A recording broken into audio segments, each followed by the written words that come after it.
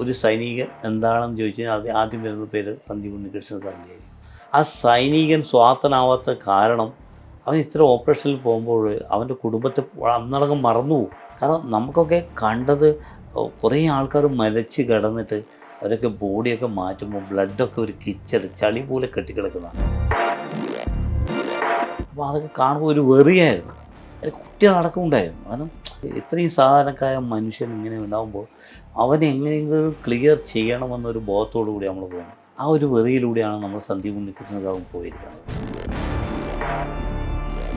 നമ്മുടെ രാജ്യത്തിൻ്റെ എല്ലാ സോൾജേഴ്സിനും വിൽ പവർ ഒരു മോസ്റ്റ് പോസിറ്റീവ് വെപ്പൺസിനെക്കാട്ടി പവർഫുള്ളാണ്. അവിടെയാണ് വിജയം. ഒരു ട്രിഗർ പ്രസ് ചെയ്യുന്നത്, അതിൻ്റെ സൗണ്ട് എത്ര സെക്കൻഡ് കൊണ്ടാണ് നമ്മൾ കേൾക്കുന്നത്, ആ ഒരു സമയം കാൽക്കുലേഷൻ ചെയ്തുകൊണ്ട് ആ ഗ്യാപ്പിൽ ഇവിടെ നിന്ന് ഫയർ ചെയ്ത് ഞാൻ ഉള്ളിൽ പോയി അങ്ങനെ ഒരു ടെററിസ്റ്റിനെ വഹിച്ചു. ആദ്യം ആരെ ട്രിഗർ പ്രസ്സോ അവർ പിന്നാവും.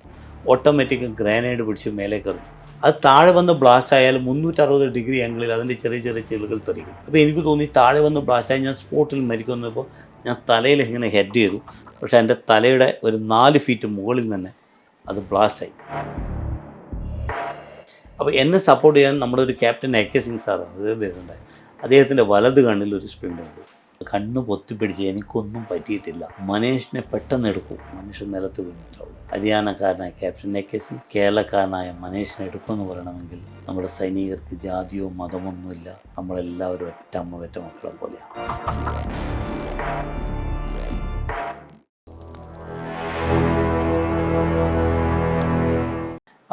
NSGയിൽ ഇതേപോലെ നമ്മുടെ ഇപ്പോൾ NSGയിൽ നമ്മുടെ മുംബൈ ഓപ്പറേഷൻ തുടങ്ങുന്നതിനെക്കാട്ടി മുന്നേ SRG സ്പെഷ്യൽ റേഞ്ചസ് ഗ്രൂപ്പ്, അതേപോലെ SAG സ്പെഷ്യൽ ആക്ഷൻ ഗ്രൂപ്പ് എന്ന് പറയുന്ന 2 ഗ്രൂപ്പുണ്ടായി.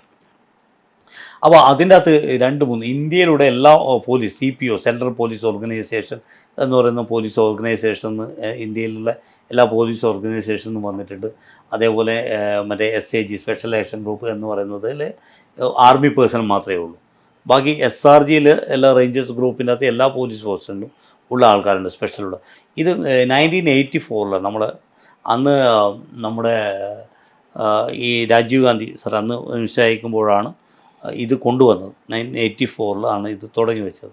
അപ്പോൾ ഇതെന്തുകൊണ്ടാണെന്ന് വെച്ചാൽ നമ്മുടെ ഇന്ത്യയിലുള്ള ഏതെങ്കിലും ഒരു തരത്തിലുള്ള ഒരു സ്പെഷ്യൽ അറ്റാക്ക്, ഏതെങ്കിലും തരത്തിലുള്ള ഒരു ഇൻ്റേണൽ അറ്റാക്കുകളോ ഒരു ഓപ്പറേഷനോ കൗണ്ടർ മെസ്സേജ് ഓപ്പറേഷനോ നടന്നു കഴിഞ്ഞാൽ അതിന് പെട്ടെന്ന് തന്നെ ഒരു അറ്റാക്ക് ചെയ്യാനുള്ള ഒരു സ്പെഷ്യൽ ഫോഴ്സ് ഉണ്ടാവണം. അപ്പോൾ അതിന് ഇങ്ങനെ തീരുമാനിച്ചപ്പോൾ അതിന് ഏത് രീതിയിൽ ഉണ്ടാക്കുമെന്ന് തോന്നിയപ്പോൾ GST-9 എന്ന് പറയുന്ന ജർമ്മനിലുള്ള ഒരു സ്പെഷ്യൽ ഫോഴ്സ് ഉണ്ട്.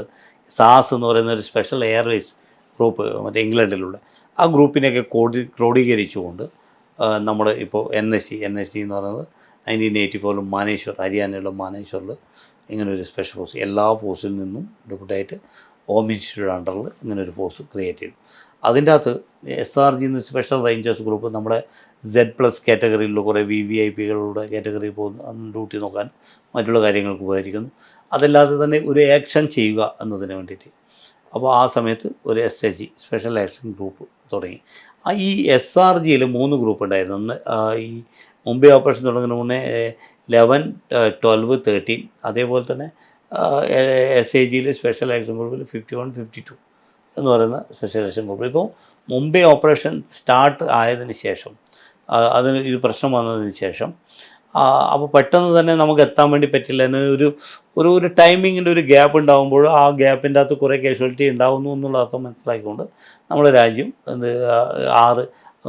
ആറ് പ്രധാനപ്പെട്ട സ്ഥലങ്ങളിൽ മെട്രോപൊളിറ്റൻ സിറ്റികളിൽ ഇപ്പോൾ അത് ബോംബെയിൽ ഒരു ഹബ്ബുണ്ട്, അതേപോലെ കൽക്കട്ടയിലുണ്ട്, ഹൈദരാബാദിലുണ്ട്, ചെന്നൈയിലുണ്ട്, പിന്നെ അഹമ്മദാബാദ്, ഇങ്ങനെ ഈ പറയുന്ന സ്ഥലങ്ങളൊക്കെ 5 സ്ഥലങ്ങളിൽ ഹബ്ബ് തുടങ്ങി. അപ്പോൾ അവിടെയൊക്കെ മിക്സിങ് യൂണിറ്റാണുള്ളത്. കാരണം എല്ലാ ഫോഴ്സിൽ നിന്നുള്ള ആൾക്കാർ മിക്സഡ് ആയിട്ട്. അപ്പോൾ ഇനിയിപ്പോഴും ഇന്ത്യയിൽ ഏതൊരു തലങ്ങളിലും ഏതൊരു ഇതിൽ വന്നു കഴിഞ്ഞാലും അറ്റാക്ക് വന്നു കഴിഞ്ഞാൽ അവിടെ പെട്ടെന്നൊരു സ്പോട്ടിൽ ഒരു 1/4 മണിക്കൂർ അല്ലെങ്കിൽ 1/2 മണിക്കൂർ കൊണ്ട് എത്താൻ വേണ്ടി പറ്റുന്ന ഒരു സംവിധാനത്തിലൂടെ നമ്മൾ ഉണ്ടായിട്ടുണ്ട് NSG. അപ്പോൾ അവിടെയൊക്കെ NSGയുടെ എക്യുപ്മെൻറ്റ്സ് പല രീതിയിലുള്ള ടെക്നോളജിയുള്ള സിസ്റ്റങ്ങൾ ഉണ്ടായിട്ടുണ്ട്. പല രീതിയിലുള്ള വെപ്പൺസും അതേപോലെ പല എക്യുപ്മെൻറ്റ്സും പല രീതിയിലുള്ള എക്യുപ്മെൻറ്റ്സും ഒക്കെ വന്നു. ഫോർവേഡ് വേർഷൻ കാരണം കാലം മാറുന്നതിനനുസരിച്ചിട്ട് ഉള്ള നമ്മുടെ ടെക്നോളജി വർദ്ധിക്കുന്നു, അതിനനുസരിച്ചുള്ള സിസ്റ്റം മാറി വരുന്നു. അപ്പോൾ അതിൻ്റെയൊക്കെ ഒരു ഗുണം എന്നത് പറഞ്ഞാൽ നമ്മൾ കാഷ്വാലിറ്റി കുറേ കുറക്കാൻ വേണ്ടി പറ്റും. കുറേ ആൾക്കാരെ നമുക്ക് പെട്ടെന്ന് തന്നെ ഒരു ഷോർട്ട് ടൈമിൽ നമ്മൾ ഇപ്പോൾ ഒരു ലോങ് ടൈം പീരീഡ് വേണ്ടെന്നെടുക്കുക, ഒരു ഷോർട്ട് ടൈമിലൂടെ കാര്യങ്ങൾ ചെയ്തുകൊണ്ട് നമുക്ക് മുന്നേറാൻ വേണ്ടി സാധിക്കും. എൻ എസ് ജിൻ്റെ പേരിൽ അങ്ങനെ ഓപ്പറേഷൻ നടന്നില്ല. അതിൻ്റെ ഒരു ഡ്രില്ലുകൾ കാര്യങ്ങൾ നമ്മൾ ചെയ്യുമായിരുന്നു, അത് ഓപ്പറേഷൻ ഇല്ലെങ്കിലും. പക്ഷേ എൻ്റെ മുമ്പേ ഓപ്പറേഷനാണ് ഞാൻ എൻ എസ് ജിയിലുണ്ടായപ്പോൾ. അല്ലെ കാശ്മീരും മറ്റുള്ള എൻ്റെ യൂണിറ്റിൻ്റെ കൂടെ, എൻ്റെ യൂണിറ്റ് 27 മദ്രാസ് എന്ന് പറഞ്ഞിട്ട് മദ്രാസ് റെജിമെൻറ്റിൻ്റെ കൂടെ ഞാൻ കുറേ ഓപ്പറേഷനിൽ പങ്കെടുത്തിട്ടുണ്ട്. കാശ്മീരിൽ തന്നെ കുറേ ടെററിസ്റ്റുകളെ വധിച്ച ഓപ്പറേഷനിൽ പങ്കെടുക്കാനുള്ളൊരു ഭാഗ്യം എനിക്ക് കിട്ടിയിട്ടുണ്ട്. അതും നമ്മുടെ രാജ്യത്തെ സേവിക്കാനുള്ള ഒരു സൈനിക എന്ന രീതിയിൽ ഭാഗ്യം കിട്ടിയിട്ടുണ്ട്. അപ്പോൾ മുമ്പേ ഓപ്പറേഷനാണ് ഞാൻ എൻ എസ് ജിയിൽ വന്നതിന് ശേഷം ആദ്യമായിട്ട് ഇതേപോലെ ഒരു അറ്റാക്കിങ് മെൻ്റൽ, അല്ലെങ്കിൽ ട്രെയിനിങ്ങിൻ്റെ പരമായിട്ട് നമ്മൾ പല കാര്യങ്ങളും നമ്മൾ ചെയ്യുന്നുണ്ട്. അല്ലാത്ത രീതിയിൽ എനിക്ക് തോന്നുന്നത് ഇപ്പം പല ആൾക്കാരും പല കാര്യങ്ങളും പറയുമെങ്കിലും ഇതൊക്കെ ചിന്തിക്കുന്നത് വിഡ്ഢിത്തമാണ്. കാരണം നമ്മുടെ രാജ്യത്ത് വന്ന് ഒരാൾക്ക് പോലും ഒന്നും ചെയ്യാൻ സാധിക്കില്ല. അപ്പോൾ ചെയ്യാൻ സാധിക്കുന്നത് ചില സെക്കൻഡിൽ, ഇപ്പോൾ നമ്മൾ എത്ര വലിയ പവർഫുള്ളായിട്ടുള്ളൊരു ഇതാണെങ്കിലും, നമ്മൾ എത്രമാത്രമുള്ള ഇപ്പം ഐഫോണിൽ പോലും നമ്മളൊക്കെ ഇപ്പോൾ ഇന്ന് മൊബൈലിൽ ഒരു ട്രെൻഡാണ്, ഐഫോണിൽ വൈറസ് ഒന്നും വരില്ലെന്ന്. ഐഫോണിൽ പോലും ചില സന്ദർഭങ്ങളിൽ വൈറസ് വരുന്നുണ്ട്. അതേപോലത്തെ ചില കാര്യങ്ങൾ നടക്കുമെന്നല്ലാതെ ഏതൊരു കാര്യത്തിൽ വന്നു കഴിഞ്ഞാലും നമ്മുടെ രാജ്യത്തിൻ്റെ ഏറ്റവും വലിയ സത്യമെന്നത്, രാജ്യത്തിനകത്ത് വന്ന ഒരു ടെററിസം തിരിച്ചു പോയിട്ടില്ല. തിരിച്ചു പോകാൻ വേണ്ടി നമ്മുടെ ധീരരായിട്ടുള്ള സൈനികർ വിട്ടിട്ടില്ല. അതുകൊണ്ട് തന്നെ ഏതൊരു പ്രതിസന്ധിയെയും അഭിമുഖീകരിക്കാൻ പ്രാപ്തരായിട്ടുള്ളതാണ് നമ്മുടെ സൈനികർ. ഏതൊരു ഓപ്പറേഷനായാലും അതിന് എൻ എസ് ജി എന്നല്ല, നമ്മുടെ ഇന്ത്യൻ ആർമഡ് ഫോഴ്സ് എല്ലാവരും പ്രാപ്തരാണ്. ഏതൊരു പ്രതിസന്ധി, ഇത് ഒരു ഹീറോയിസം ഹെൽത്തിലല്ല വർക്ക് ചെയ്യുന്നത്, ഒരു വ്യക്തിയുടെയോ അല്ലെങ്കിൽ ഒരു ചെറിയൊരു ഇതിലല്ല, ഒരു ടീം വർക്കാണ്. ആ ടീമിൻ്റെ ഒരു കൂട്ടായ്മ എന്നത് അവരൊക്കെ പ്രതിജ്ഞ ചെയ്തിരിക്കുന്നത് ഇപ്പം ഞാൻ അടങ്ങുന്നൊരു വിഭാഗം പ്രതിജ്ഞ ചെയ്തിരിക്കുന്നത്, സോൾജറായിട്ട് പ്രതിജ്ഞ ചെയ്തിരിക്കുന്നത്, രാജ്യം എന്നിൽ വിലയേറിയൊരു ദൗത്യമാണ് ഏൽപ്പിച്ചിരിക്കുന്നത്. ആ ദൗത്യം എന്തെന്നാൽ രാജ്യസുരക്ഷയാണ്. ആ സുരക്ഷ കാക്കുന്നതിനിടയിൽ എൻ്റെ ജീവൻ കൊടുക്കേണ്ടി വന്നാലും എൻ്റെ രാജ്യത്തിൻ്റെ സുരക്ഷ എൻ്റെ കയ്യിൽ ഭദ്രമായിരിക്കുമെന്ന ഇച്ഛാശക്തിയും മനോബലത്തോടും കൂടിയാണ് ഓരോ സൈനികനും അതിർത്തിയിലും പല സ്ഥലങ്ങളിലും ഡ്യൂട്ടി വെക്കുന്നത്. ആ സത്യം ഉള്ള കാലത്തോളം ഏതൊരു ഫോഴ്സായാലും ആ ഫോഴ്സിന് ഒരു ടാസ്ക് കിട്ടുവാണെങ്കിൽ അത് അവർ സക്സസ് ചെയ്തിരിക്കും. ഞങ്ങളൊക്കെ അലേർട്ട് ഗ്രൂപ്പ്സ് എന്ന ഒരു ടീമിലായിരുന്നു. അപ്പോൾ ഞാൻ അന്ന് ഒരു IPL മാച്ച് നടക്കുകയാണെന്ന് തോന്നുന്നു. എനിക്ക് തോന്നുന്നത് IPL മാച്ച് നടക്കുമ്പോൾ നമ്മൾ ഇങ്ങനെ ടി വിയിൽ ക്രിക്കറ്റ് കളി കണ്ടുകൊണ്ടിരിക്കുമ്പോഴാണ് മുംബൈയിൽ ഇങ്ങനെ ഒരു ഓപ്പറേഷൻ നടക്കുന്നുണ്ട്, ഇത്ര ആൾ വരുന്നുണ്ട്. അപ്പോൾ നമ്മൾ സ്റ്റാൻഡ് ബൈ ആയി. കാരണം നമ്മൾ ഇന്ത്യയിൽ എവിടെ നടന്നു കഴിഞ്ഞാൽ നമ്മൾ സ്റ്റാൻഡ് ബൈ ആയിട്ട് തയ്യാറായിട്ട് നിൽക്കും, നമ്മൾ ഓർഡർ കിട്ടാൻ വേണ്ടി. അപ്പോൾ ഞങ്ങൾക്കൊരു കോൾ വന്നു, നിങ്ങൾ അവിടെ മുംബൈയിൽ പെട്ടെന്ന് തന്നെ ഓപ്പറേഷൻ അതിന് പോകണം. നമ്മൾ ആ ഓപ്പറേഷൻ തുടങ്ങിയിട്ട് ഏകദേശം ഒരു 4-5 മണിക്കൂർ കഴിഞ്ഞിട്ടാണ് നമ്മൾ അവിടെ എത്തുന്നത്. നമുക്ക് കോൾ വരുന്നത്. ഞങ്ങളവിടെ എത്തി, മുംബൈയിലെ എയർപോർട്ടിൽ ഇറങ്ങി. അപ്പോൾ അവിടെ ഇറങ്ങുമ്പോൾ തന്നെ അവിടെ നമ്മൾ പോലീസ് ഹെഡ് ക്വാർട്ടേഴ്സിൽ പോയി അതിൻ്റെ ബ്രീഫിങ് കാര്യങ്ങളൊക്കെ കിട്ടാൻ വേണ്ടിയിട്ട് പോയി. അപ്പോൾ ഞങ്ങളെത്തുമ്പോഴേക്കും നമ്മുടെ ഈ ഹേമന്ത് കർക്കറെ, തലാസ്കർ കമ്മിറ്റി, അങ്ങനെ കുറേ പോലീസ് ഓഫീസേഴ്സ് മരിച്ചിട്ട് ഈ ടെററിസ്റ്റുകളൊക്കെ 3 സ്ഥലങ്ങളിൽ, Nariman house, Taj hotel, Trident Oberoi hotel എന്ന് പറഞ്ഞ 3 സ്ഥലത്തുള്ള ആൾക്കാരെ ബന്ദികളാക്കി വെച്ചിട്ട് അവർ വിചാരിച്ചത് ഒരു സേഫ് സോണാണ് എന്ന് വിചാരിച്ചിട്ട് ഇങ്ങനെ നിന്നതാണ്. അപ്പോൾ അവിടെ എത്തിയപ്പോൾ നമുക്ക് മനസ്സിലായി ഈ 3 സ്ഥലത്താണ് ഉള്ളതെന്നും. പിന്നെ അങ്ങനെ ഇപ്പം ഞാനൊക്കെ താടി വെച്ചിട്ടാണ് ഉണ്ടായത്. കാരണം നമ്മുടെ അന്ന് നോർമൽ ഏതൊരു കാര്യങ്ങൾക്കും ഒരു ഓപ്പറേഷൻ ചെയ്യാൻ വേണ്ടിയിട്ട് ഒരു സിവിലിയനായിട്ട് പോകണമെങ്കിലും ആ ഒരു കാര്യത്തിലൂടെ പോയിട്ട് ചെയ്യാൻ വേണ്ടിയിട്ടുള്ള ആ ഡ്രസ്സും ആ ഒരു ഫേസ് കാര്യങ്ങളൊക്കെ ആയിരുന്നു. അപ്പോൾ നമ്മളെ ചിലപ്പോൾ ആൾക്കാർ കണ്ടിട്ട് നമ്മളെ പല ബോൾസും അവിടെ പോയിട്ടുണ്ട്, നമ്മളെ കണ്ട് ഫയർ ചെയ്താലും. അപ്പോൾ അതുകൊണ്ട് നമുക്കതിൻ്റെ ക്ലിയറൻസ് കിട്ടുന്നത്. പിന്നെ അങ്ങനെ നമ്മൾ തീരുമാനിച്ചു നമുക്ക് പോവാം എന്ന് തീരുമാനിച്ചപ്പോൾ അങ്ങനെ നമ്മുടെ കമാൻഡിങ് ഓഫീസർ നമ്മുടെ രീതിയിലുള്ള ഓപ്പറേഷൻസ്, അങ്ങനെ നരിമാൻ ഹൗസിലും താജ് ഹോട്ടൽ, അങ്ങനെ ട്രെഡൻ്റ് ഓബ്രേ ഹോട്ടൽ എന്ന് പറഞ്ഞാൽ ഡിപ്ലോയ്മെൻ്റായി. നരിമാൻ ഹൗസിൽ 2 ടെററിസ്റ്റുകളുണ്ടായിരുന്നു. ആ 2 ടെററിസ്റ്റുകളെ വധിക്കുന്നതിനിടയിൽ വെച്ചിട്ടാണ് നമ്മുടെ പ്രിയപ്പെട്ട കമാൻഡോ ഗജേന്ദ്ര സിംഗ് അവിടെ വെച്ച് വീരമൃത്യു വരിക്കുന്നത്. ഭരിക്കുന്നത്. കാരണം അവിടെ ഇരിക്കുന്ന ഹോസ്റ്റേജിനെല്ലാം സേഫ് സോൺ.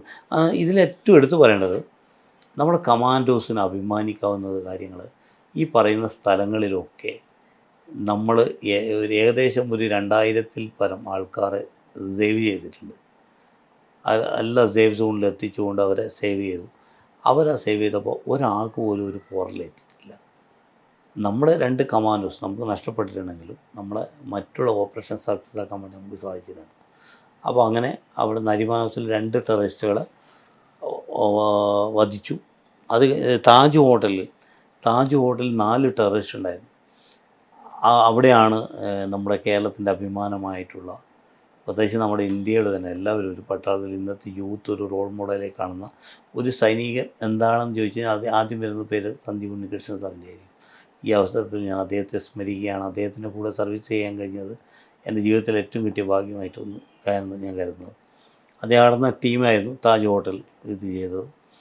അപ്പോൾ ആ താജ് ഹോട്ടലിൽ ആക്രമണത്തിൽ തനിക്ക് നേരെ വന്ന 2 ടെററിസ്റ്റുകളെ വിരിനെഞ്ചിൽ വെടിയുണ്ട ഏറ്റുവാങ്ങിയിട്ടാണ് അവരെ വധിച്ചത്, ആ ടെററിസ്റ്റുകളെ വധിച്ചത്. അത് മറ്റാർക്കും ചെയ്യാൻ വേണ്ടി പറ്റാത്തൊരു കാര്യമാണ്. അത് നമ്മളതൊന്നും ചിന്തിക്കാതിലപ്പുറമാണ്. നമ്മളെത്ര പറഞ്ഞാലും മതിയാവില്ല. കാരണം ഇന്ന് എല്ലാവരും പറയും ഞാൻ അങ്ങനെ ചെയ്യും ഇങ്ങനെ ചെയ്യുമെന്ന് പറഞ്ഞാൽ എല്ലാവരും സ്വാർത്ഥരാണ്. പക്ഷെ ആ സൈനികൻ സ്വാർത്ഥനാവാത്ത കാരണം അവൻ ഇത്ര ഓപ്പറേഷനിൽ പോകുമ്പോൾ അവൻ്റെ കുടുംബത്തെ അന്നടക്കം മറന്നു പോകും. അവനൊന്നു മാത്രമേ മനസ്സിലുണ്ടാവും, എങ്ങനെയെങ്കിലും എൻ്റെ കർത്തവ്യം നിർവഹിക്കണം. കാരണം നമുക്കൊക്കെ കണ്ടത് കുറേ ആൾക്കാർ മരിച്ച് കിടന്നിട്ട് അവരൊക്കെ ബോഡിയൊക്കെ മാറ്റുമ്പോൾ ബ്ലഡൊക്കെ ഒരു കിച്ചട് ചളി പോലെ കെട്ടിക്കിടക്കുന്ന അവസ്ഥയിലുണ്ട്. അപ്പോൾ അതൊക്കെ കാണുമ്പോൾ ഒരു വെറിയായിരുന്നു. അതിൽ കുട്ടികളടക്കം ഉണ്ടായിരുന്നു. കാരണം ആ ഒരു വെറി എന്നത് ഇത്രയും സാധാരണക്കായ മനുഷ്യൻ ഇങ്ങനെ ഉണ്ടാകുമ്പോൾ അവനെ എങ്ങനെയെങ്കിലും ക്ലിയർ ചെയ്യണമെന്നൊരു ബോധത്തോടു കൂടി നമ്മൾ പോകുന്നത്. ആ ഒരു വെറിയിലൂടെയാണ് നമ്മൾ സന്ദീപ് ഉണ്ണികൃഷ്ണൻ സാറും പോയിരിക്കുന്നത്. കാരണം താൻ കണ്ട കാഴ്ചകളും ഞാനില്ലെങ്കിൽ വേറെ ആരാണ് ഇവരെ രക്ഷിക്കുക എന്നൊരു ബോധം അവർക്കുണ്ടായി. അപ്പോൾ അങ്ങനെ ആ താജ് ഹോട്ടലിൽ 4 ടെററിസ്റ്റുകളെ വഹിച്ചു.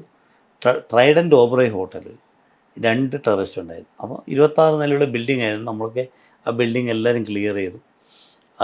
നമ്മൾ എല്ലാ ബിൽഡിങ്ങും ക്ലിയർ ചെയ്തിട്ടാണ് നമ്മൾ പോയത്. ഇതിനടുത്ത് എന്നോട് എൻ്റെ നാട്ടിലുള്ളൊരു സുഹൃത്ത് എന്നോട് പറഞ്ഞത്, ഞാൻ ടി വിയിൽ ഇങ്ങനെ കാണുമ്പോൾ ഇത് കണ്ടുകൊണ്ടിരിക്കുകയാണ്, പക്ഷേ നിങ്ങളെല്ലാം ചെയ്തത് ഓക്കെ, പക്ഷെ വേറൊരു കാര്യമുണ്ട്, ഒരുത്തൻ വെറുതെ ഇങ്ങനെ മേലേക്ക് വെടിവെക്കുന്നുണ്ട്.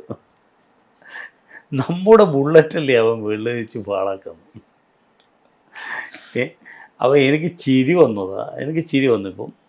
ചിരി വന്നത് വെച്ചാൽ എന്തിനാണ് ഏതിനാണ് എന്നും അറിയില്ല. കാരണം നമ്മളിവിടെ പ്രവർത്തിക്കാൻ കുറച്ച് പേരും കാഴ്ച കാണാൻ കുറേ പേരും. അപ്പോൾ ഇതേപോലെ അവിടെ പുറത്തുള്ള പല സ്ഥലങ്ങളിലും ടെററിസ്റ്റ് ആക്ടിവിറ്റീസ് ഉണ്ട്. ടെററിസ്റ്റ് എത്രയാണെന്നൊരു ഐഡിയ ഉണ്ടായിട്ടില്ല, എത്ര പേര് വന്നു എന്നുള്ളത് ആ ഐഡിയ ഇല്ലാത്ത സമയത്ത് നമ്മൾ ഈ പുറത്തുള്ള ആ ഒരു ലൊക്കേഷനിലേക്ക് ഒരു സ്പ്രേ ഫയർ, ഒരു വെപ്പൺ പിടിച്ചിട്ട് ഇങ്ങനെ മുന്നോട്ടിങ്ങനെ സ്പ്രേ ഫയർ ചെയ്ത് കഴിഞ്ഞാൽ കുറേ സാധാരണക്കായ ആളും മരിക്കും. പക്ഷേ ആ ഡയറക്ഷനിലേക്ക് വരാതിരിക്കാൻ വേണ്ടിയിട്ടുള്ള ഒരു ട്രെയിനിൻ്റെ ഒരു വരാതിരിക്കാനുള്ള ഒരു ഇതാണ് അദ്ദേഹം ചെയ്തത്. അതിനെപ്പോലും നമ്മൾ ചിന്തിക്കുന്നത് വെറുതെ ഇങ്ങനെ വെച്ച്. അപ്പോൾ അതൊന്നും ചിന്തിക്കുന്നില്ല, മനുഷ്യർ അത് ചിന്തിക്കുന്നില്ല. അപ്പോൾ ആ ഇതിൻ്റെ അകത്ത് ആ ഓബ്രേ ഹോട്ടലിൽ 2 ടെററിസ്റ്റ്. അപ്പോൾ 21ാം നിലയിൽ ഉണ്ടാകുമ്പോൾ നമുക്ക് ടെററിസ്റ്റുള്ള റൂമിൽ കോണ്ടാക്റ്റ് ആയതിനു ശേഷം നമ്മൾ ആദ്യം തന്നെ നമ്മൾ പെട്ടെന്ന് തന്നെ കയറി ടെററിസ്റ്റിനെ അറ്റാക്ക് ചെയ്യുകയൊന്നുമല്ല. കാരണം അത് ചെയ്തു കഴിഞ്ഞാൽ എങ്ങനെയാണ് ആക്ടിവിറ്റീസ് അല്ല അവരുടെ കയ്യിൽ ഇപ്പോൾ ചിലപ്പോൾ വെപ്പൺ ഗ്രനേഡ് ഉണ്ടാവാം, ചിലപ്പോൾ എക്സ്പ്ലോസീവ് ഉണ്ടാവാം, AD പോലത്തുള്ള അല്ലെങ്കിൽ RDX പോലത്തെ സംവിധാനങ്ങളുണ്ടാവാം. അപ്പോൾ അത് കഴിഞ്ഞ് നമ്മളിത് പെട്ടെന്ന് കയറി അറ്റാക്ക് ചെയ്ത് അത് ബ്ലാസ്റ്റ് ചെയ്ത് കഴിഞ്ഞാൽ അപ്പോൾ എല്ലാ സാധാരണക്കാരായ കുറേ ആളും മരിക്കും. നമ്മളെന്തായാലും മരിക്കാനായിട്ടുള്ള ആൾക്കാരാണ്. അപ്പോൾ പക്ഷേ അവരെയൊക്കെ സേഫ് സോണിൽ എത്തിച്ചതിന് ശേഷം മാത്രമാണ് നമ്മൾ ഓപ്പറേഷൻ സ്റ്റാർട്ട് ചെയ്യുക. നമുക്കറിയാം, മനസ്സിലായി ഈ റൂമിലാണ് ടെററിസ്റ്റ് ഉള്ളതെന്ന്. ആ സ്ക്വാഡൻ ചെയ്തുകൊണ്ട് ആ റൂം എൻഗേജ് ചെയ്ത് വെച്ചുകൊണ്ട് ബാക്കി എല്ലാ ഹോട്ടൽ റൂമിലുള്ള എല്ലാവരും സേഫ് സോണിൽ എത്തിച്ചതിന് ശേഷം നമ്മൾ ആ ഹോട്ടൽ റൂമിലേക്ക് പോയി. ആ റൂമിൽ അപ്പോൾ ഒരു സ്റ്റൺ ഗ്രനേഡ് ഇട്ടപ്പോൾ, ഓബ്രേ ഹോട്ടലിൽ ഒരു സ്റ്റൺ ഗ്രനേഡ് ഇട്ടപ്പോൾ ആ റൂം ഒന്നടങ്കം തീ പിടിച്ചു. കാരണം ഒരു സ്ക്രീൻ ഇട്ടിട്ടുണ്ടായിരുന്നു, അത് വുഡൻ പാനൽ ചെയ്തായിരുന്നു വാളൊക്കെ. അപ്പം ഞാൻ അതിൻ്റെ ഉള്ളിൽ എൻ്റെ കൈയൊക്കെ പൊള്ളിയിട്ടുണ്ടായിരുന്നു. ഇപ്പോഴാണെങ്കിൽ ഞാൻ 2 മാസം അതും പിടിച്ച് നിന്നേനെ. പക്ഷെ അന്ന് ഒരു വെറിയായിരുന്നു. അപ്പോൾ അങ്ങനെ രണ്ടാമതും ഒരു ഒരു ഫൈറ്റിംഗ് മെൻറ്റാലിറ്റി, ഇതൊക്കെ ഒരു മാത്തമാറ്റിക്സാണ്. മാത്തമാറ്റിക്സ് ഓരോ മൈക്രോ സെക്കൻഡും വാല്യൂ വേണം. ഈ പറയണമെങ്കിൽ കുറേ സമയം പറയാം, പക്ഷേ ഇതൊക്കെ സെക്കൻഡ് കാര്യങ്ങൾ വെച്ച് നടക്കുന്ന സംഭവമാണ്. ആദ്യം ആരെ ട്രിഗർ പുസ്തകം അവർ പിന്നാവും, അതാണ് അവരെ ട്രിഗർ ഓപ്പറേഷൻ. അപ്പോൾ പണ്ട് തന്നെ എൻ്റെ രാഘവ മാഷ് എന്നെ പഠിപ്പിച്ചിരിക്കുന്നത് A+B² = A²+2AB+B². എൻ്റെ ജീവിതത്തിൽ ഒരു വിധത്തിലും ഗുണമായി ഉണ്ടായിട്ടില്ല എന്ന് നോക്കുമ്പോഴാണ് മാത്തമാറ്റിക്സിൻ്റെ വാല്യൂ എനിക്ക് മനസ്സിലാവുന്നത്. അതും ലൈഫ് വെച്ചിട്ട്, ജീവിതം വെച്ചിട്ടുള്ളൊരു മാത്തമാറ്റിക്സ്, അത് ടൈം കാൽക്കുലേഷൻ. അങ്ങനെ അദ്ദേഹം ഒരു ടെററിസ്റ്റ് ഇങ്ങനെ ഫയർ ചെയ്യുമ്പോൾ അതിൻ്റെ ട്രിഗർ ഓപ്പറേഷൻ എത്ര സെക്കൻഡ് കൊണ്ടാണ് ഒരു ട്രിഗർ പ്രസ് ചെയ്യുന്നത്, അതിൻ്റെ സൗണ്ട് എത്ര സെക്കൻഡ് കൊണ്ടാണ് നമ്മൾ കേൾക്കുന്നത്, ആ ഒരു സമയം കാൽക്കുലേഷൻ ചെയ്തുകൊണ്ട് ആ ഗ്യാപ്പിൽ ഇവിടെ നിന്ന് ഫയർ ചെയ്ത് ഞാൻ ഉള്ളിൽ പോയി അങ്ങനെ ഒരു ടെററിസ്റ്റിനെ വഹിച്ചു. വേറൊരു ടെററിസ്റ്റിനെടുത്തിട്ട് നമ്മളൊരു ഫൈറ്റ് നടന്നു. അങ്ങനെ ആ ടെററിസ്റ്റ് അതിന് ഞാൻ എൻ്റെ ഒരു സെക്കൻഡറി വെപ്പൺ പിസ്റ്റൾ എടുത്ത് അദ്ദേഹത്തിൻ്റെ ചെസ്റ്റിനും മുഖത്തുമാണ് ഫയർ ചെയ്തത്. പക്ഷേ ഫയർ ചെയ്തപ്പോൾ അദ്ദേഹത്തിൻ്റെ അരയിലുള്ള ബെൽറ്റ്, ഇപ്പം നമ്മളെല്ലാം നോർമൽ ബെൽറ്റ് ഇട്ടുള്ള ഗ്രനേഡിൻ്റെ റിങ്ങിലൂടെ ബെൽറ്റ് ഇട്ടുകൊണ്ട് ഗ്രനേഡ് ഒരു സീരിയലാക്കി ഇട്ടിരിക്കുന്നു. ഓട്ടോമാറ്റിക് ഗ്രനേഡ് പിടിച്ച് മേലേക്ക് എറിഞ്ഞു. അവിടെ ഒരു മാക്സാണ്. അത് താഴെ വന്ന് ബ്ലാസ്റ്റ് ആയാൽ 360 ഡിഗ്രി ആംഗിളിൽ അതിൻ്റെ ചെറിയ ചെറിയ ചില്ലുകൾ തെറിക്കും. അപ്പോൾ എനിക്ക് തോന്നി താഴെ വന്ന് ബ്ലാസ്റ്റായി ഞാൻ സ്പോട്ടിൽ മരിക്കുന്നപ്പോൾ ഞാൻ തലയിൽ ഇങ്ങനെ ഹെഡ് ചെയ്തു. പക്ഷേ എൻ്റെ തലയുടെ ഒരു 4 ഫീറ്റ് മുകളിൽ തന്നെ അത് ബ്ലാസ്റ്റായി തട്ടി. അങ്ങനെ അകന്നിട്ട് അകറ്റാൻ വേണ്ടി പറ്റിയില്ല. അങ്ങനെ ഒരു 4 ഫീറ്റ് മുകളിൽ നിന്ന് അത് ബ്ലാസ്റ്റ് ആയപ്പോൾ അതിൻ്റെ ചെറിയ ഒരു സ്പ്ലിൻഡേഴ്സ് അതിൻ്റെ ഹെൽമെറ്റ് തകർത്തുകൊണ്ട് ഹെൽമെറ്റിൻ്റെ ഉള്ളിലൂടെ ചെറിയ 3 സ്പ്ലിൻഡേഴ്സ് എൻ്റെ തലയോട്ടിലേക്ക് ഇറങ്ങി. അപ്പോൾ എന്നെ സപ്പോർട്ട് ചെയ്യാൻ നമ്മുടെ ഒരു ക്യാപ്റ്റൻ AK സിംഗ് സാർ അത് വരുന്നുണ്ടായി. അദ്ദേഹത്തിൻ്റെ വലത് കണ്ണിൽ ഒരു സ്പ്ലിൻഡർ പോയി. അപ്പോൾ അദ്ദേഹത്തിൻ്റെ വലത് കണ്ണിൽ സ്പ്ലിൻഡർ പോയപ്പോൾ അയ്യോ എൻ്റെ കണ്ണ് പോയപ്പോൾ എന്ന് പറഞ്ഞാൽ ഓടുകയല്ല ചെയ്തത് അദ്ദേഹം. അതാണ് ഒരു കമാൻഡോ. ഹരിയാനക്കാരനായിരുന്നു ക്യാപ്റ്റൻ AK സിംഗ്. മനേഷ് കേരളക്കാരനാണ്. അദ്ദേഹം കണ്ണ് പൊത്തിപ്പിടിച്ച് എനിക്കൊന്നും പറ്റിയിട്ടില്ല, ചോര വന്നു. അവസാനം കേട്ട വാക്കാത്, മനേഷിനെ പെട്ടെന്ന് എടുക്കും. മനേഷ് നിലത്ത് വീണിട്ടുള്ളത്. ഹരിയാനക്കാരനായ ക്യാപ്റ്റൻ AK സിംഗ് കേരളക്കാരനായ മനേഷിനെ എടുക്കുമെന്ന് പറയണമെങ്കിൽ നമ്മുടെ സൈനികർക്ക് ജാതിയോ മതമൊന്നുമില്ല. നമ്മളെല്ലാവരും ഒറ്റ മക്കളെ പോലെയാണ്. അവിടെയാണ് ഒരു കമാൻഡോസിൻ്റെ ഒരു ഞാൻ കണ്ടത്. അപ്പോൾ അങ്ങനെ എൻ്റെ കമാൻഡോസിൻ്റെ പ്രിയപ്പെട്ട എൻ്റെ സബോർഡിനേറ്റ് എന്നെ എടുത്തുകൊണ്ട് പോയി. പിന്നീട് അങ്ങോട്ട് കുറേ കാലം കഴിഞ്ഞിട്ടാണ്, കുറേ കാര്യങ്ങൾ ഞാൻ മാസങ്ങളോളം കഴിഞ്ഞിട്ടാണ് അറിയുന്നത്. പിന്നെ കുറേ കാര്യങ്ങൾ മനസ്സിലാക്കുന്നതും കുറേ വർഷങ്ങളോളം കഴിഞ്ഞിട്ടാണ്. സംസാരിക്കാൻ പറ്റും ആൾക്കാരെ കാണും, ചില ആൾക്കാരെ കാണും, എന്നാലും ഒരു പൂർണ്ണമായ ഒരു ബോധാവസ്ഥയിലൊന്നും ആയിരുന്നില്ല ആ സിറ്റുവേഷനിലൊന്നും. എനിക്ക് തോന്നുന്നത് 1-2 വർഷം, ഒരു 1.5 വർഷത്തോളം എനിക്കൊന്നും അങ്ങനെ പറഞ്ഞതോ കാര്യങ്ങൾ ചെയ്തതോ ഒന്നും ഓർമ്മയില്ല. എൻ്റെ വീട്ടിൽ വന്ന കാര്യങ്ങൾ പോലും എനിക്ക് ഓർമ്മയുണ്ടായിട്ടില്ല. അപ്പോൾ അതിനൊക്കെ തരണം ചെയ്ത് ഈ സിറ്റുവേഷനിൽ എത്തി. ഏത് തരത്തിലും എന്ത് തരത്തിൽ അറ്റാക്ക് വന്നു കഴിഞ്ഞാലും ഇപ്പോൾ ഞാനൊരു എക്സാമ്പിൾ പറഞ്ഞു. നമ്മൾ ഇപ്പം ഇസ്രയേൽ, അതേപോലെ ഗാസ, മറ്റുള്ള സ്ഥലങ്ങളിൽ യുദ്ധങ്ങൾ നടക്കുന്നു. അപ്പോൾ അതൊക്കെ ഒരു അധിനിവേശത്തിൻ്റെ യുദ്ധങ്ങളാണ്. ചില സന്ദർഭത്തിൽ ഞങ്ങളതാണെന്നോ അല്ലെങ്കിൽ നിങ്ങളതാണെന്നോ അങ്ങനെ പറഞ്ഞുകൊണ്ട് അങ്ങനെ അങ്ങോട്ടും ഇങ്ങോട്ടും പരസ്പരം കളിക്കുന്നു. പക്ഷേ നമ്മുടെ രാജ്യം ഇന്ന് വരെ എത്ര യുദ്ധങ്ങൾ ഏർപ്പെട്ടിട്ടുണ്ടോ ആ യുദ്ധങ്ങളൊക്കെ പ്രതിരോധത്തിൻ്റെ യുദ്ധമാണ്. കാരണം അത് ഒരു സത്യത്തിൻ്റെ യുദ്ധമാണ്. നമ്മളൊക്കെ പുരാണങ്ങളിലോ അല്ലെങ്കിൽ മറ്റുള്ള രീതിയിലോ പഠിച്ചു കഴിഞ്ഞാൽ ധർമ്മയുദ്ധങ്ങൾ എന്ന് പറയുന്നത് നമ്മൾ പഠിക്കുന്നുണ്ട്. സത്യത്തിന് വേണ്ടി എന്തും ആവാം, നമ്മൾ എന്ത് ചെയ്യാം, കാരണം അതിൽ നിഗ്രഹിക്കണമെങ്കിൽ നിഗ്രഹിക്കാം.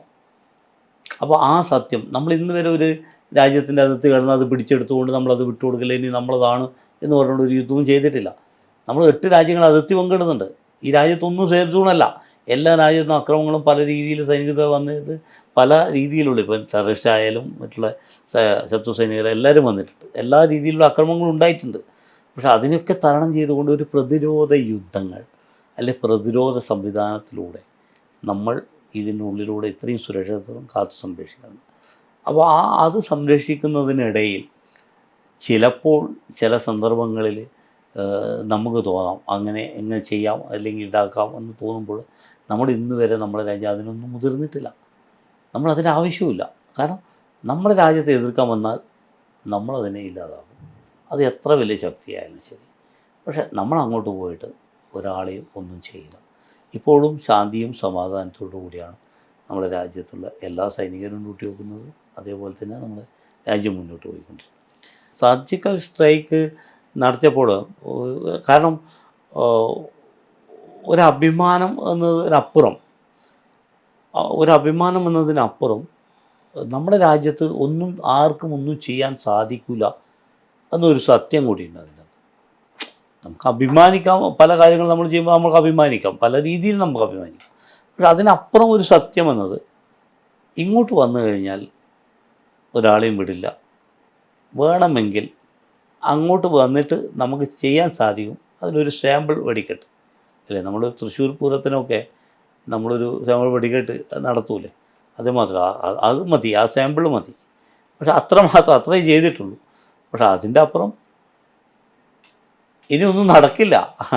കാരണം അതേ ഞാൻ ആദ്യം തുടങ്ങുമ്പോൾ തന്നെ ഞാൻ പറഞ്ഞത്, നമ്മളെല്ലാവരും ചിന്തിക്കാത്തതിലപ്പുറമാണ് നമ്മുടെ രാജ്യത്തിൻ്റെ ശക്തി. നമ്മുടെ രാജ്യത്തിൻ്റെ ശക്തി എന്നത് വെറും വെപ്പൺ പവറിന് മാത്രമല്ല. വെപ്പൺ പവർ, നമ്മുടെ രാജ്യത്തിൻ്റെ എല്ലാ സോൾജേഴ്സിനും വിൽ പവർ ഒരു മോസ്റ്റ് പോസിറ്റീവ് വെപ്പൺസിനെക്കാട്ടി പവർഫുള്ളാണ്. അവിടെയാണ് വിജയം. കാരണം പണ്ടുള്ള യുദ്ധങ്ങളിൽ ചെയ്തപ്പോൾ തനിക്ക് കിട്ടിയ തോക്കിൻ്റെ ഉള്ളിൽ നിന്ന് വെടിയുണ്ട പോവും എന്ന് തോന്നിയിട്ടല്ല, മുന്നോട്ട് പോകുമെന്ന് തോന്നിയിട്ടല്ല.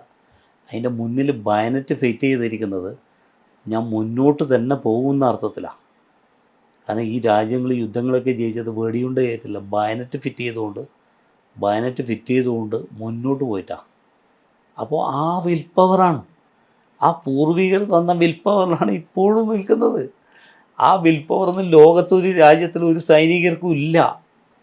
അത് ചിലത് എല്ലാവരും പറയും, അങ്ങനെ ഇതാക്കും പറയുമെന്ന് പറഞ്ഞാൽ പുറത്തുനിന്ന് കാണുന്നവർക്ക് ഈ ചാനലുകളിലും മറ്റുള്ള രീതിയിൽ കാണുന്നതല്ല സത്യം.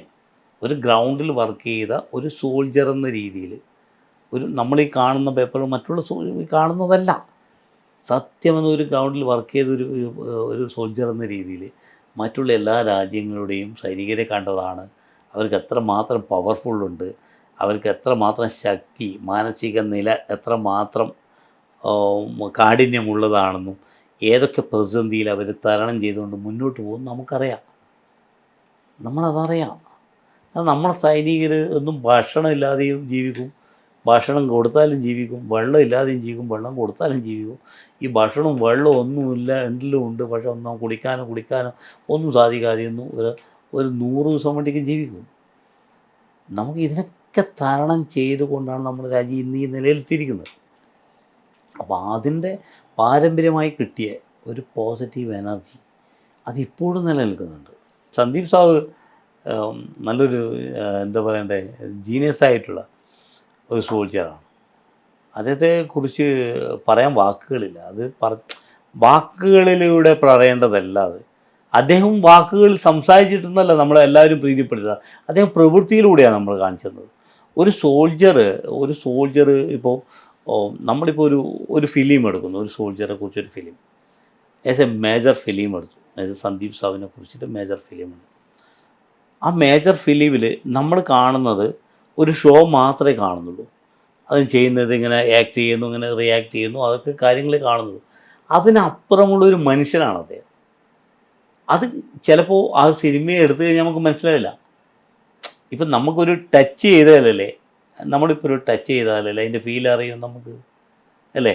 അത് എത്ര മട്ടോ, അത് ചൂടാണോ തണുപ്പാണോ എന്ന് അറിയുന്നെങ്കിൽ. അപ്പോൾ അതിൻ്റെ മനസ്സിൻ്റെ അകത്ത് നമ്മൾ സംസാരിക്കാതെ നിശബ്ദമായിട്ട് ഒരു അരമണിക്കൂർ നിശബ്ദമായിട്ട് ഇന്നൊരു ഫിലിം എടുക്കാൻ പറ്റും. ആ നിശബ്ദമായിട്ട് നിൽക്കുന്ന ഒരു മനുഷ്യനെ, ആ മനുഷ്യൻ എത്രമാത്രം കാഠിന്യമുള്ളതാണ്, എത്രമാത്രം പവർഫുള്ളാണെന്ന് നമുക്ക് മനസ്സിലാക്കി തൊട്ടറിഞ്ഞ് കൂടെ ജീവിക്കുമ്പോൾ മാത്രമേ അറിയൂ.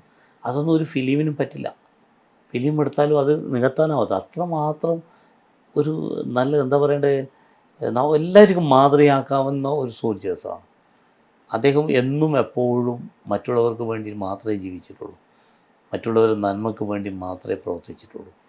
സ്വന്തം സ്വാർത്ഥത എന്നത് ഒരു സോൾജർ എല്ലാവർക്കും ഇല്ല. പക്ഷെ അതിനപ്പുറം സന്ദീപ് സാവ് ഇന്ന് വരെ അങ്ങനെയൊന്നും ചിന്തിച്ചിട്ടില്ല. ഏതൊരു കാര്യം കിട്ടിക്കഴിഞ്ഞാൽ അത് ഷെയർ ചെയ്ത് ജീവിക്കാനേ പഠിച്ചിട്ടുള്ളൂ. അദ്ദേഹത്തിൻ്റെ അമ്മയും അതേപോലെ. അമ്മയും അച്ഛനും അതേപോലെയാണ്. ആ അമ്മയിൽ നിന്നാണ് കുറേ കാര്യങ്ങൾ കിട്ടുക. എത്രമാത്രം സിമ്പതി, അത്രമാത്രം സ്നേഹവും ലാളിത്യമുള്ളതാണ് അമ്മയൊക്കെ. ആ അമ്മയുടെ മകനായിട്ട് ആ അച്ഛൻ്റെ മകനായതുകൊണ്ടാണ്, അമ്മയുടെയും അച്ഛൻ്റെയും മകനായതുകൊണ്ടാണ് സന്ദീപ് സാറിന് ഇത്രമാത്രം സ്നേഹിക്കാൻ വേണ്ടി പറ്റുന്നത്. ഇന്നും അവർ ജീവിക്കുന്നത് ആ എൻ്റെ മകൻ ഞങ്ങൾ ചിന്തിച്ചതിലപ്പുറം, നമ്മളെക്കാൾ അപ്പുറം, നമ്മളെങ്ങനെയാണോ ഒരു മകൻ ആഗ്രഹിക്കേണ്ടത് എന്നാണ് ഒരു അച്ഛനും അമ്മയും ചിന്തിക്കുക. പക്ഷെ അതിനപ്പുറം എൻ്റെ മകനായല്ലോ എന്നൊരു ഒരു ചിലപ്പോൾ വേദനയുണ്ട്. അത് ഒരിക്കലും വേദനയില്ല എന്ന് പറയാൻ പറ്റില്ല. പക്ഷെ അതിൻ്റെ ആത്മാർത്ഥമായിട്ടുള്ളൊരു ചാരിതാർത്ഥ്യത്തിൻ്റെ ചൈതന്യത്തോടു കൂടി അവർ ജീവിക്കുന്നത്. അവിടെയാണ് പ്രശസ്തി. അപ്പോൾ ആ ഒരു മകന് എൻ്റെ അച്ഛനും അമ്മയും ആവാൻ ആഗ്രഹിച്ചത് എങ്ങനെയാണോ ഒരു കുട്ടി ആവേണ്ടത് എന്ന പോലെ എനിക്കാവാൻ പറ്റി. അതേപോലെ ഞാൻ ഒരു മകൻ എങ്ങനെയായിരിക്കണം എന്നാഗ്രഹിക്കുന്ന അച്ഛനും അമ്മയും ഉള്ള ആ ഒരു ഇത് അവർക്കും കിട്ടി, ആ കുടുംബത്തിനും കിട്ടി. അങ്ങനെയുള്ളൊരു വ്യക്തിത്വം സന്ദീപ് സാറിനെ കുറിച്ചിട്ട് ഒന്നും പറയാൻ വേണ്ടി പറ്റില്ല. കാരണം അദ്ദേഹത്തെക്കുറിച്ച് പറയണമെങ്കിൽ ചിലപ്പോൾ നമുക്ക് പറയാം, അദ്ദേഹം അങ്ങനെയായിരുന്നു, ഇങ്ങനെ ഒരു ഹീറോയിസമായിരുന്നു. അങ്ങനെ ഒരു ഹീറോ അല്ല സന്ദീപ് സാർ, ഒരു ഹീറോ അല്ല. നമ്മുടെ ഇടയിലുള്ള സ്നേഹസമ്പന്നനായിട്ട് തന്നേക്കാൾ അപ്പുറം, തൻ്റെ ജീവനേക്കാൾ അപ്പുറം മറ്റുള്ളവരുടെ ജീവന് പ്രാധാന്യം കൊടുത്ത ആസ് എ ഹ്യൂമൻ ബീയിങ് നല്ലൊരു മനുഷ്യ സ്നേഹി അല്ലേ? ആ ഒരു മനുഷ്യ സ്നേഹിയാണ്. കാരണം അത് എങ്ങനെ പറഞ്ഞിട്ട് അറിയിക്കണമെന്ന് എനിക്കറിയില്ല. അദ്ദേഹത്തിൻ്റെ കൂടെ സർവീസ് ചെയ്യാൻ കഴിഞ്ഞത് എൻ്റെ ജീവിതത്തിൽ കിട്ടിയ ഏറ്റവും വലിയൊരു ഭാഗ്യമായിട്ടാണ് ഞാൻ കാണുന്നത്.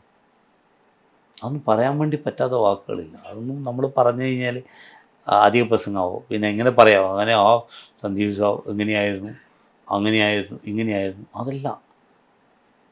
അതിനപ്പുറം നമ്മുടെ ഗ്രാമം ഒന്നടങ്കം എല്ലാവരും വല്ലാത്തൊരു ദുഃഖത്തിൽ എനിക്കിങ്ങനെ സംഭവിച്ചു പോയി എന്നർത്ഥത്തിൽ ഗ്രാമം ഒന്നടങ്കം എൻ്റെ കൂടെ നിന്നിട്ടുണ്ടായിരുന്നു.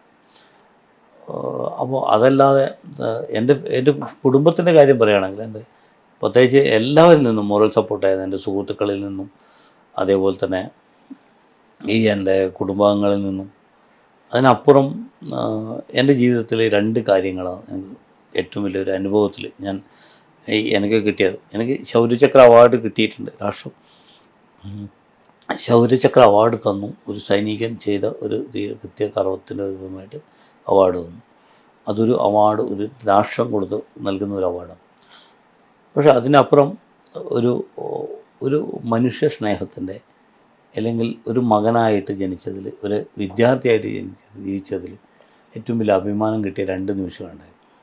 ഒന്ന്, എന്നെ പഠിപ്പിച്ച എൻ്റെ അധ്യാപകൻ എന്നെ കണ്ട് നമസ്കരിച്ചിട്ട് എൻ്റെ കാലിൽ തൊട്ട് നമസ്കരിച്ചപ്പോൾ ഞാൻ അദ്ദേഹത്തെ കണ്ണുനീർ തുള്ളിക്കൊണ്ട് കരഞ്ഞുകൊണ്ട് ഞാൻ അദ്ദേഹത്തെ പറഞ്ഞു, മാഷ് ഇത് ചെയ്യാൻ പാടില്ല, തെറ്റാണ് എന്ന് പറഞ്ഞപ്പോൾ എന്നെ പഠിപ്പിച്ച എൻ്റെ സഹോദരൻ, എൻ്റെ അധ്യാപകൻ എന്നോട് പറഞ്ഞത്, അത് തെറ്റല്ല, നീ കൊടുത്ത ഗുരുദക്ഷിണയുടെ ഗുരുവന്ദനമാണ് മാഷ് നടത്തിയത്. അപ്പോൾ അതിന് ഒരു മാഷ് എന്താണോ ആഗ്രഹിക്കുന്നത്, അല്ലെങ്കിൽ ഒരു അധ്യാപകർ എന്താണോ ആഗ്രഹിക്കുന്നത്, അത് മാഷായിക്കോട്ടെ ടീച്ചറായിക്കോട്ടെ, അധ്യാപകർ എന്താണോ ആഗ്രഹിക്കുന്നത് ആ ആഗ്രഹത്തിന് അനുസരിച്ചുള്ളൊരു വിദ്യാർത്ഥിയാവാൻ എന്നെക്കൊണ്ട് സാധിച്ചു. കാരണം ആ സാധിച്ചൊരു വിദ്യാർത്ഥി എന്നത്, ആ വിദ്യാർത്ഥി ഒരു വികൃതിയായിട്ടുള്ളൊരു വിദ്യാർത്ഥിയായിരുന്നു. ആർക്കും വേണ്ടാത്ത ഒരു വികൃതിയായിട്ടുള്ള വിദ്യാർത്ഥിയായിരുന്നു. ആ വിദ്യാർത്ഥിയാണ് ജീവിതത്തിൽ ഇങ്ങനെയെങ്കിലും ആവാൻ വേണ്ടി പറ്റിയതെന്നുള്ള ഒരു ചരിതാർത്ഥ്യം എന്നിലുണ്ട്. കാരണം പാഠ്യവിഷയങ്ങളിൽ മാത്രമല്ല, ജീവിത വിഷയങ്ങളിൽ കൂടി A+ നേടിയാൽ മാത്രമേ സമൂഹത്തിൽ മുന്നേറാൻ വേണ്ടി പറ്റൂ എന്ന് എനിക്ക് മനസ്സിലാക്കാൻ സാധിച്ചത് എൻ്റെ ജീവിത വിഷയവുമായി ബന്ധപ്പെട്ട് എൻ്റെ ഡ്യൂട്ടിയുടെ ഭാഗമായിട്ട് ഞാൻ ചെയ്ത പ്രവൃത്തിയിലൂടെ മാത്രം. അതല്ല ഞാൻ പഠിക്കാൻ വേണ്ടി മിടുക്കനായതുകൊണ്ട് അല്ല എനിക്ക് കിട്ടിയത്, ഞാൻ ചെയ്ത പ്രവൃത്തിയിലൂടെ കിട്ടിയ അംഗീകാരം. അതിൽ ഒരു വിദ്യാർത്ഥിയാവാൻ എനിക്ക് സാധിച്ചു. രണ്ടാമത്, എൻ്റെ അമ്മ. എല്ലാവരും എപ്പോഴും സ്നേഹിക്കുന്ന എൻ്റെ അമ്മ എനിക്ക് രാഷ്ട്രപതിയുടെ ശൗര്യചക്ര അവാർഡ് തന്നപ്പോൾ അന്ന് രാഷ്ട്രപതി ഭവനിൽ ഞാനും എൻ്റെ അമ്മയും എൻ്റെ അച്ഛനും എൻ്റെ വൈഫും എൻ്റെ മകനും. അന്ന് മകന് ചെറിയ മാസം മാത്രം പ്രായമുണ്ട്, ഒരു 8 മാസം, എനിക്ക് തോന്നുന്നത് 1 വയസ്സ് 1.5 വയസ്സ് അത്രയേ ഉള്ളൂ. അപ്പോൾ എൻ്റെ മകന് അന്ന് അവാർഡ് വാങ്ങാൻ വേണ്ടി പോയി. അന്ന് എൻ്റെ അമ്മേൻ്റെ അടുത്ത് നമ്മുടെ പ്രസിഡൻറ്റ്, അതേപോലെ പ്രൈം മിനിസ്റ്റർ, മറ്റുള്ള മിനിസ്റ്റേഴ്സ്, മറ്റുള്ള നമ്മുടെ കുറേ പൊളിറ്റീഷ്യൻസ്, നമുക്ക് കാണാൻ ആഗ്രഹിക്കുന്ന കുറേ ആൾക്കാർ ഇങ്ങനെ അതേ അമ്മയുടെ കൈ പിടിച്ച് പറഞ്ഞു, നിങ്ങളുടെ മകനാണ് ഇതല്ലേ എന്ന് പറയുമ്പോൾ എൻ്റെ അമ്മ എന്നോട് അതുവരെ സംസാരിച്ചിരുന്ന അമ്മ സംസാരം നിർത്തിക്കൊണ്ട് ഏതോ ഒരു മൗനത്തിലായിരുന്നു, എന്തോ ഒരു രീതിയിലായിരുന്നു. നമുക്കിങ്ങനെ വിങ്ങി പൊട്ടണമെന്നുണ്ടായിരുന്നു. ഒരു ഒരു മകനെന്ന രീതിയിൽ അമ്മയ്ക്ക് എന്താണ്, അല്ലെങ്കിൽ കുടുംബത്തിന് എന്താണ്, നമ്മളെ രക്ഷിതാക്കൾക്ക് എന്താണ് കൊടുക്കാൻ പറ്റുമെന്ന്. അപ്പോൾ എൻ്റെ അമ്മ എനിക്കന്ന് ശൗര്യചക്ര അവാർഡ് നൽകിയപ്പോൾ അന്നത്തെ പ്രസിഡൻ്റായിരുന്ന ശ്രീമതി പ്രതിഭ പട്ടേൽജിയാണ് അവാർഡ് കിട്ടിയത്. അന്ന് ഡൽഹിയിൽ അവാർഡ് വാങ്ങാൻ വേണ്ടി പോയി, ഞാൻ വീൽ ചെയറിലായിരുന്നു അവാർഡ് വാങ്ങാൻ വേണ്ടി പോയിരുന്നത്. അന്ന് എൻ്റെ അമ്മയും എൻ്റെ അച്ഛനും, അതേപോലെ എൻ്റെ അച്ഛൻ ഇപ്പോൾ ജീവിച്ചിരിപ്പില്ല, ഒരു 7 മാസം മുന്നേ എൻ്റെ അച്ഛൻ നഷ്ടപ്പെട്ടു. അപ്പോൾ അങ്ങനെ നിന്ന് അമ്മയ്ക്ക് എന്തോ വിമുങ്ങി പൊട്ടണമെന്നുണ്ടെന്ന് എനിക്ക് തോന്നിപ്പോയി. അത് തിരിച്ച് ഞങ്ങൾ ഹോട്ടൽ റൂമിലെത്തിയപ്പോൾ, ഹോട്ടൽ റൂമിൽ എത്തിയ ഉടനെ അമ്മ എന്നെ കെട്ടിപ്പിടിച്ച് വന്നത്, എനിക്ക് ജന്മം നൽകാൻ സാധിച്ചതിൽ ഞാൻ അഭിമാനിക്കുന്നു, ഒരു മകൻ, എനിക്ക് ഒരു മകനാവാൻ സാധിച്ചു. പിന്നെ എൻ്റെ ഏറ്റവും വിജയം എന്നത് എൻ്റെ വൈഫ് ഷീമ. കാരണം അത്രമാത്രം സ്നേഹിച്ചിട്ടുണ്ട്. തൻ്റെ ഹസ്ബൻഡിനെ ഇത്രമാത്രം പറ്റിയിട്ടും എൻ്റെ കുടുംബത്തിൽ എൻ്റെ മകനെ ആ നല്ല അതൊന്നും അറിയിക്കാതെ എൻ്റെ മകനോട് കൈകാര്യം ചെയ്തു. പക്ഷെ ഇന്ന് പോലും എന്നെ കണ്ടുകൊണ്ട് എൻ്റെ മുഖത്ത് നോക്കി സങ്കടത്തോടു കൂടി എന്നെ കാണുകയോ എൻ്റെ മുഖത്ത് നോക്കി ഒരു കണ്ണുനീർ വരുത്തുകയോ ചെയ്തിട്ടില്ല. ചില സന്ദർഭങ്ങളിൽ കുറേ ആൾ പറഞ്ഞിട്ടുണ്ട്, നിങ്ങളങ്ങനെ നിങ്ങളുടെ വൈഫ് എത്രമാത്രം ഫീലിംഗ് ആണ് അങ്ങനെ പറഞ്ഞിട്ടുണ്ട്. പക്ഷെ എൻ്റെ മുന്നിൽ നിന്ന് ഇതുവരെ അങ്ങനെ പിടിച്ച് നിന്ന് കാഠിന്യപരമായിട്ടുള്ളൊരു പിടിച്ചത്. അപ്പോൾ എനിക്ക് തോന്നി അതുകൊണ്ടായിരിക്കാം ഞാൻ ഒരു കമാൻഡോ ആവാൻ സാധിച്ചത്, ഇവരുടെ ഈ കഴിവുള്ളത് കൊണ്ടായിരിക്കാം. അപ്പോൾ അങ്ങനെ നിന്നുകൊണ്ട് മാത്രമാണ് എനിക്ക് എൻ്റെ ജീവിതത്തിൽ വളരെയേറെ ഇന്ന് ഈ നിലയിലേക്ക് മുന്നേറാൻ സാധിച്ചത്. അതെൻ്റെ വൈഫും അതേപോലെ എൻ്റെ കുടുംബവും, എല്ലാ കുടുംബവും എന്നിട്ടാണ്. അതാണ് എൻ്റെ ജീവിതത്തിൽ കിട്ടിയ ഏറ്റവും വലിയ ഒരു ധന്യമായ ഒരു നിമിഷമെന്നത്. സത്യം പറഞ്ഞാലേ അവിടെയാണ് എനിക്കൊരു വിശ്വാസം വന്നത്. ഞാൻ എല്ലാ വർഷവും, ഞാൻ സത്യം പറഞ്ഞാൽ ഒരു ഈശ്വര വിശ്വാസിയാണെന്ന് ചോദിച്ചാൽ ഈശ്വര വിശ്വാസിയാണ്. പക്ഷേ ഇന്ന് വരെ ഒരു അമ്പലത്തിൽ പോയിട്ട് എങ്ങനെയാണ് പ്രാർത്ഥിക്കേണ്ടതെന്ന് ചോദിച്ചാൽ എനിക്കറിയില്ല. ഞാൻ എപ്പോഴും ഏതൊരു അമ്പലത്തിൽ പോയാലും ആ മൂർത്തിയുടെ മുഖത്ത് നോക്കിയിട്ട് കണ്ണുകളിൽ കണ്ണുകൾ നോക്കി ഞാൻ നിൽക്കാറാണ് പതിവ്. അപ്പോൾ അത് കിട്ടുമ്പോൾ എനിക്കൊരു സ്പാർക്ക്, ഒരു തീഷ്ണത കിട്ടും. അപ്പോഴാണ് ഞാൻ വരാറ്. അതേപോലെ ശബരിമലയിൽ പോകുമ്പോൾ അവിടെ എനിക്ക് വല്ലാത്തൊരു പോസിറ്റീവ് എനർജി കിട്ടിയിട്ടുണ്ട്. എനിക്ക് സംഭവിച്ചിട്ട് ഇപ്പോൾ ഞാൻ 9 കാലത്തോളം ഞാൻ ശബരിമലയിൽ പോയി. അവിടെയൊക്കെ പോസിറ്റീവ് എനർജി എനിക്ക് കിട്ടി. അപ്പോൾ അതിന് എനിക്ക് കിട്ടാൻ കാരണം ഞാൻ വിശ്വസിക്കുന്നത് നമ്മൾ ചെയ്യുന്ന പ്രവൃത്തിയാണ് നമ്മുടെ ഭഗവാൻ എന്ന് വിശ്വസിക്കുന്ന ഒരു വ്യക്തിയാണ് ഞാൻ. അപ്പോൾ ആ നമ്മൾ ചെയ്യുന്ന പ്രവൃത്തി നല്ലതാണെങ്കിൽ നമ്മൾ എന്താണോ ആഗ്രഹിക്കുന്നത് നമ്മളെ തേടിയെത്തും. അതുതന്നെയാണ് അവിടെ സംഭവിച്ചത്. മനേഷ് എന്ന് പറയുന്ന വ്യക്തിയല്ല, മനേഷ് ചെയ്ത പ്രവൃത്തിയെ, അതും രാജ്യത്തിന് വേണ്ടി ചെയ്ത ഒരു പ്രവൃത്തിയെ, ഒരു സൈനികൻ എന്ന രീതിയിൽ ആ സൈനികൻ പ്രവൃത്തി ചെയ്തപ്പോൾ ആ സൈനികൻ ഒരു വല്ലാത്തൊരവസ്ഥയിൽ ബെഡിലായി, ചിലപ്പോൾ പിച്ച വെച്ച് കൈപിടിച്ച് മുന്നോട്ട് കൊണ്ടുപോകുന്നു, ആ ജീവിതത്തിലേക്ക് തിരിച്ചു വന്നു. ആ സൈനികനെ നോക്കി കാണുകയല്ല വേണ്ടത്, ആ സൈനികൻ്റെ കൈ പിടിച്ചുകൊണ്ട് മുന്നോട്ട് നയിക്കാൻ നമ്മളെല്ലാവരും മുന്നിട്ടിറങ്ങണം എന്നൊരു അവസ്ഥ എനിക്ക് അനുഭവിക്കാൻ വേണ്ടി സാധിച്ചു.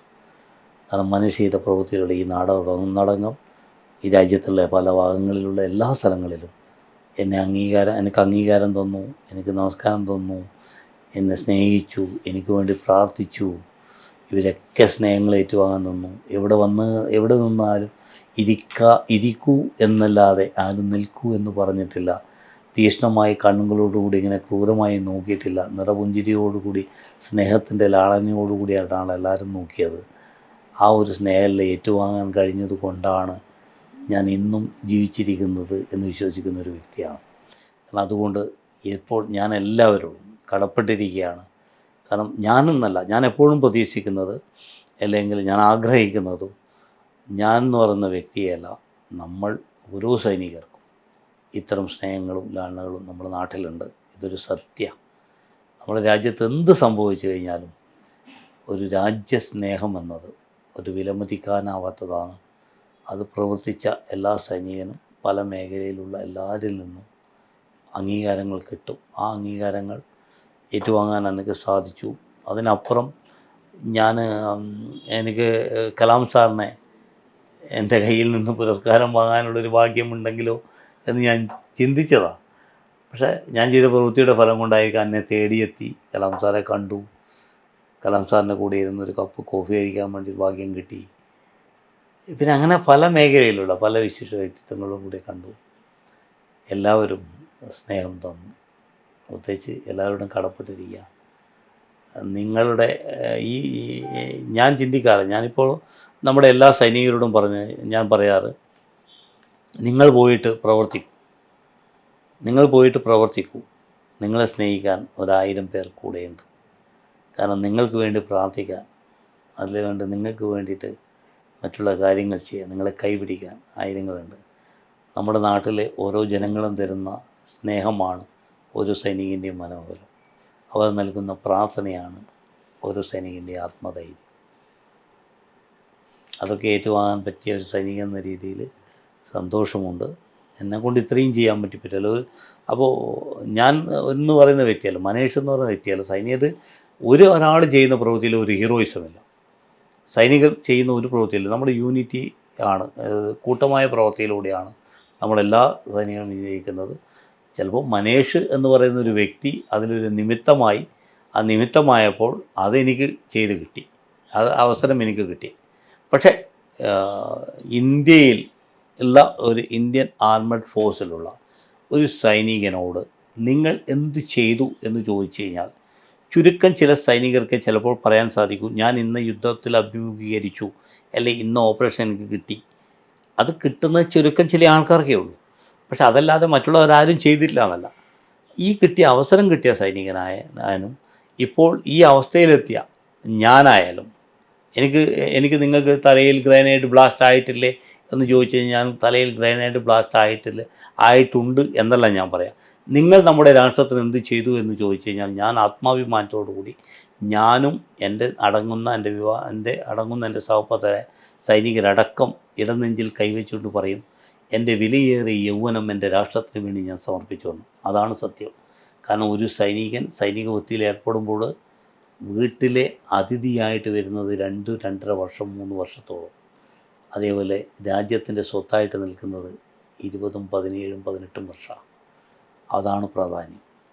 അപ്പോൾ ആ ഒരു സൈനികൻ വീട്ടിലെ അതിഥിയെ രാഷ്ട്രത്തിൻ്റെ സ്വത്തുമായിട്ട് വിലയേറിയ യൗവനം രാജ്യത്തിന് വേണ്ടി സമർപ്പിക്കാൻ പറ്റിയ ഈ ധീര സൈനികരുള്ള കാലത്തോളം നമ്മുടെ രാജ്യം എന്നും സേഫ് സോണിലായിരിക്കും. നമ്മുടെ രാജ്യത്തിൽ വന്ന ഒരു തീവ്രവാദിയും തിരിച്ചു പോയിട്ടില്ല. തിരിച്ചു പോകാൻ വേണ്ടി ചുണക്കുട്ടികളായിട്ടുള്ള നമ്മുടെ ധീരരായിട്ടുള്ള സൈനികർ വിട്ടിട്ടില്ല. അതാണ് സത്യം. അതുകൊണ്ട് എന്നും എപ്പോഴും എല്ലാവർക്കും സസന്തോഷത്തോടു കൂടി എല്ലാ കാര്യങ്ങളും നീക്കാൻ സാധിക്കും. നമ്മുടെ രാജ്യമെന്നും സേഫ് സോണിലാണ്. ആ സേഫ് സോണിലാവാൻ കാരണം ധീരമായിട്ട് അതിർത്തിയിൽ ഇപ്പോഴും വിരുന്നെഞ്ചിൽ വെടിയുണ്ട ഏറ്റുവാങ്ങാനായിട്ട് തയ്യാറായിട്ടുള്ള ധീരരായിട്ടുള്ള സൈനികരടക്കമുണ്ട് എന്ന ഒരു ചാരിതാർത്ഥ്യത്തോടു കൂടിയാണ് ഈ അവസ്ഥയിലും ഞാനിവിടെ ഇരിക്കുന്നത്.